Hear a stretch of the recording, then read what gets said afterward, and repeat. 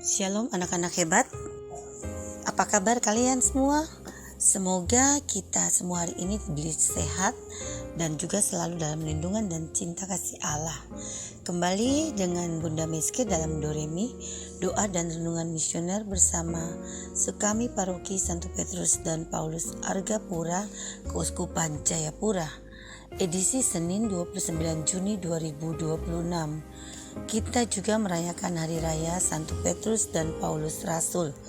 Bacaan Injil hari ini diambil dari Injil Matius bab 16 ayat 13 sampai dengan 19.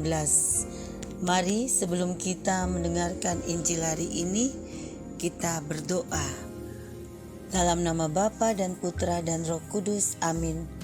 Selamat pagi Bapa, terima kasih untuk hari baru yang Engkau berikan bagi kami. Bantulah kami untuk bisa lebih mengenal-Mu lebih dalam lagi sebagai Mesias Juru Selamat kami. Pagi ini juga kami mau belajar sebagian dari firman-Mu. Bersabdalah ya Tuhan, kami siap mendengarkan.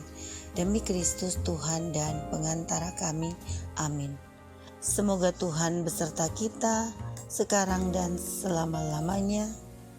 Inilah Injil suci Tuhan kita Yesus Kristus menurut Matius. Dimuliakanlah Tuhan. Sekali peristiwa, Yesus tiba di daerah Kaisarea Filipi. Ia bertanya kepada murid-muridnya, kata orang, siapakah anak manusia itu?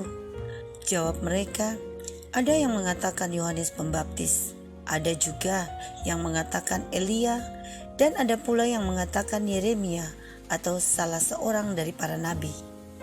Lalu Yesus bertanya kepada mereka, tetapi apa katamu, siapakah aku ini? Maka jawab Simon Petrus, engkau adalah Mesias, anak Allah yang hidup. Kata Yesus kepadanya, berbahagialah engkau Simon bin Yunus, sebab bukan manusia yang menyatakan itu kepadamu, melainkan Bapa-Ku yang di surga. Dan aku pun berkata kepadamu, engkau adalah Petrus, dan di atas batu karang ini aku akan mendirikan jemaatku, dan alam maut pun tidak akan menguasainya. Kepadamu akan kuberikan kunci kerajaan sorga. Apa yang kau ikat di dunia ini akan terikat di sorga, dan apa yang kau lepaskan di dunia ini akan terlepas di sorga. Demikianlah sabda Tuhan, terpujilah Kristus.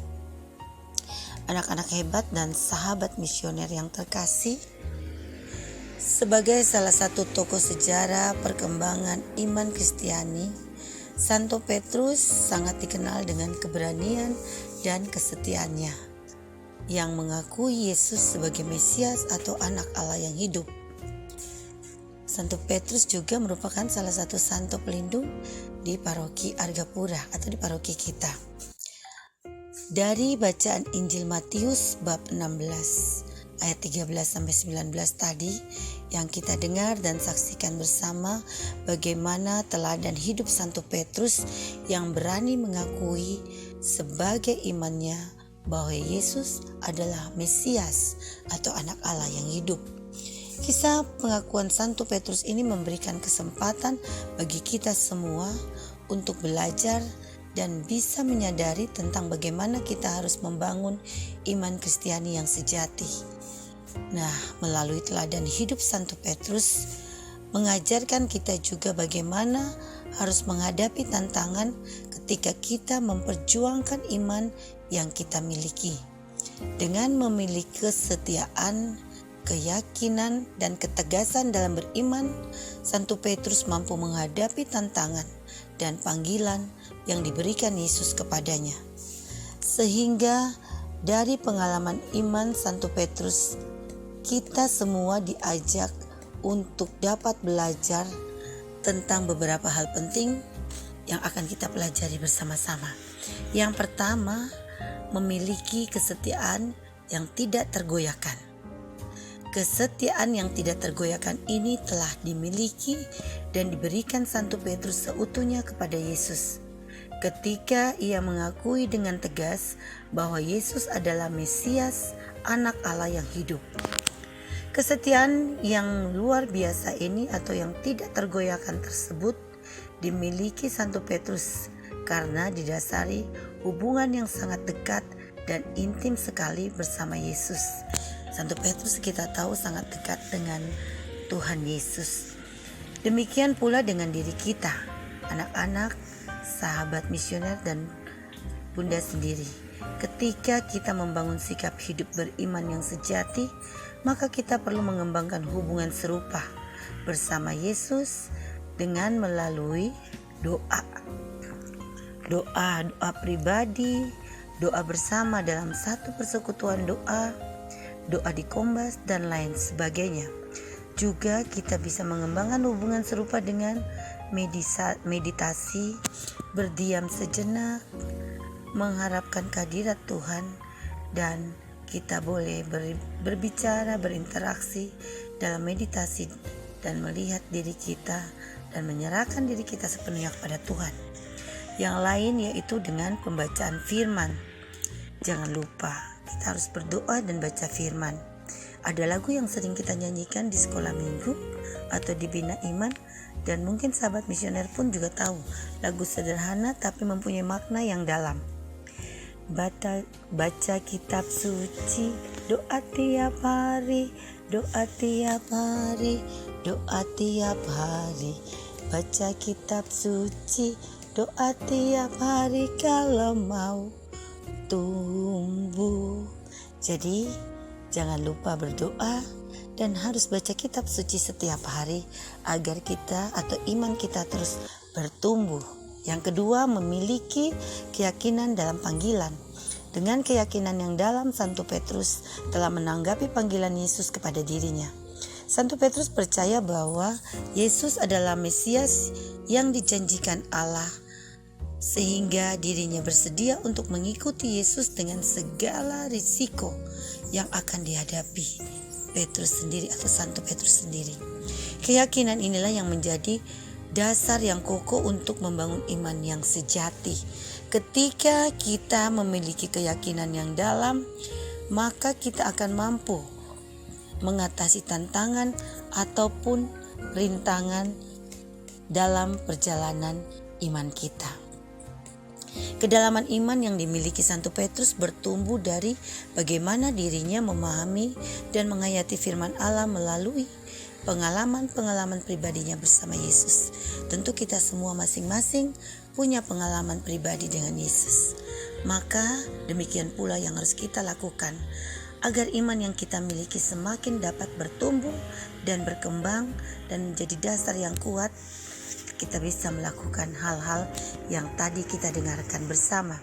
Adapun kegiatan rohani yang dapat kita lakukan seperti tadi membaca firman atau kitab suci, tekun dan berdoa, kita juga setia mengikuti ekaristi dalam penerimaan sakramen, atau kita juga mengikuti persekutuan-persekutuan doa bersama saudara-saudara seiman kita. Nah, anak-anak terkasih, sahabat misioner, semua kegiatan tersebut akan sangat membantu kita dalam menguatkan dasar iman yang kita miliki, membantu kita untuk tumbuh, agar iman kita semakin kuat. Semoga kita semua dapat membangun hidup beriman yang sejati dengan meneladani hidup dari Santo Petrus. Semoga dengan kesetiaan, keyakinan, ketegasan, kedalaman rohani, dan kasih kepada Allah dapat menjadikan kita semua atau menjadikan hidup kita sebagai saksi iman untuk menyuarakan kemuliaan Allah dan ikut terlibat aktif dalam membangun kerajaannya di dunia. Amin. Marilah kita berdoa bersama-sama doa anak misioner. Tuhan Yesus, Engkau diutus Bapa menjadi berkat bagi dunia dan menjadi juru selamat bagi manusia. Utuslah kami anak-anak dan remaja misioner di Indonesia untuk menjadi sahabat yang kuat bagi yang lemah, sahabat yang rela berkorban bagi yang menderita payah, sahabat penghibur bagi yang sakit dan gelisah. Tuhan Yesus, kami pun ingin menjadi utusan-utusan kecil-Mu, teman setia bagi yang tersingkir dan terlantarkan, teman bicara bagi yang kesepian dan terlupakan, sobat yang gembira bagi yang sedih dan susah, sobat penuh penghargaan bagi yang tak dicintai. Tuhan Yesus, utuslah kami ini dengan bantuan Roh Kudus-Mu, menjadi garam dan ragi yang baik, menjadi terang dan obor cemerlang, membawa kegembiraan dan pengharapan. Tuhan Yesus, kuduskanlah badanku dan kuduskanlah jiwaku. Kupersembahkan diriku padamu hari ini. Berkatilah semua anak dimanapun, berkatilah semua orang yang kami jumpai, siapapun mereka. Amin. Bapa kami yang ada di surga, dimuliakanlah namamu, datanglah kerajaanmu, jadilah kehendakmu di atas bumi seperti di dalam surga. Berilah kami rezeki pada hari ini, dan ampunilah kesalahan kami, seperti kami pun mengampuni yang bersalah pada kami. Dan janganlah masukkan kami ke dalam pencobaan, tetapi bebaskanlah kami dari yang jahat. Amin. Salam Maria, penuh rahmat, Tuhan sertamu, terpujilah engkau di antara wanita, dan terpujilah buah tubuhmu Yesus. Santa Maria Bunda Allah, doakanlah kami yang berdosa ini, sekarang dan waktu kami mati. Amin. Kemuliaan kepada Bapa dan Putra dan Roh Kudus, seperti pada permulaan, sekarang, selalu, dan sepanjang segala abad. Amin. Marilah kita bersama-sama menerima berkat Tuhan. Semoga kita semua selalu dibimbing, dilindungi, dan diberkati oleh berkat Allah yang Maha Kuasa, dalam nama Bapa dan Putra dan Roh Kudus. Amin. Salam sehat selalu anak-anakku, selamat berkarya di hari ini. Tetap semangat dan jangan lupa tersenyum. Sampai jumpa di edisi Doremi selanjutnya.